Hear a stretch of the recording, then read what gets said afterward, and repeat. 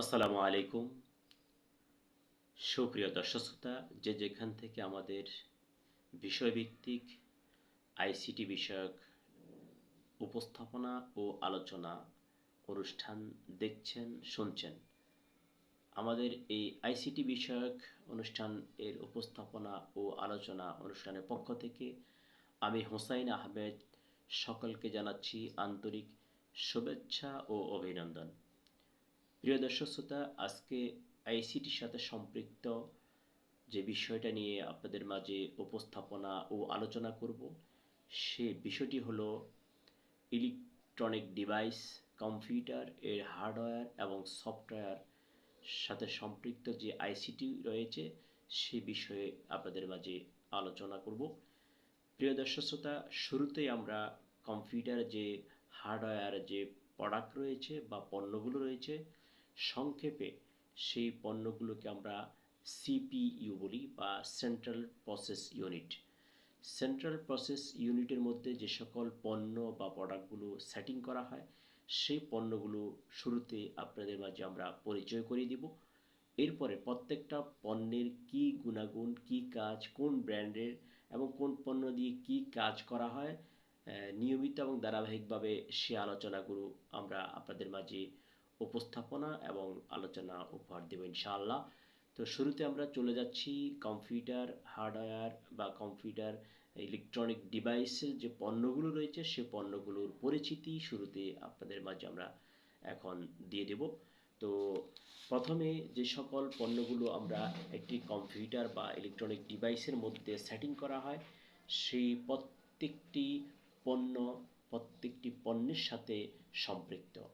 আমরা জানি আইসিটি মানে ইনফরমেশন অ্যান্ড কমিউনিকেশন টেকনোলজি। প্রত্যেকটা পণ্যের সাথে পণ্যের যেই সংযোগ স্থাপন করা হয়, টেকনিক্যাল যে পণ্যগুলো রয়েছে পণ্যগুলো প্রত্যেকটার সাথে প্রত্যেকটার যে সেটিং হয় সেই সেটিংটা হওয়ার ফলে একটি কম্পিউটার প্রস্তুত করা হয়।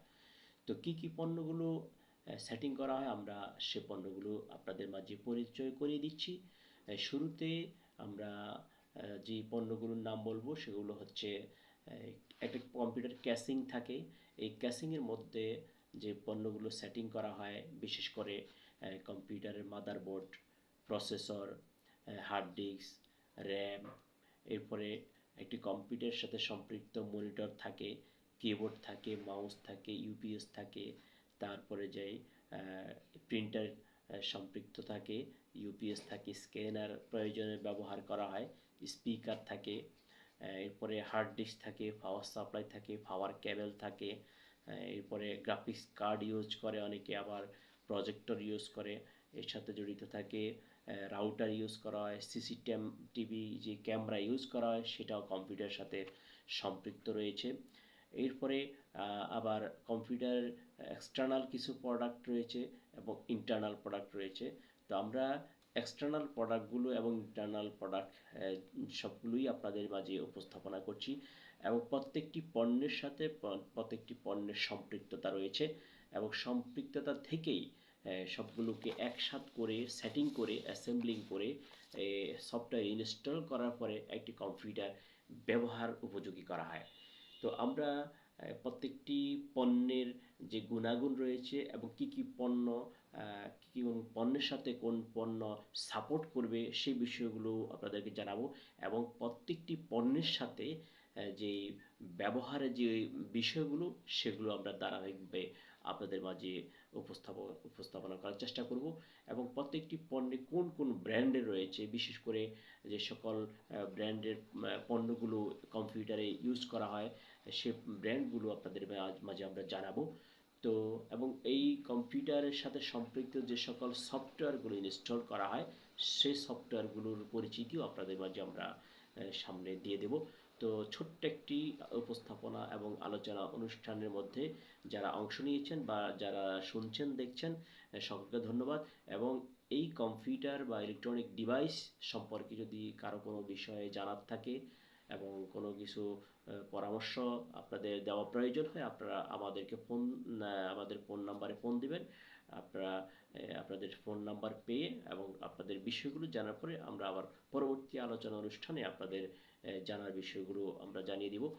প্রিয় দর্শক শ্রোতা, আমরা যে বিষয়টি নিয়ে আপনাদের মাঝে আলোচনা উপহার দেওয়ার চেষ্টা করছি, এর মধ্যে আপনারা যে সকল বিষয় জানলেন, সেই জানা বিষয়টা প্রয়োজন হলে অন্যদের সাথে শেয়ার করে জানিয়ে দিবেন, যারা অন্যরাও উপকৃত হতে পারে।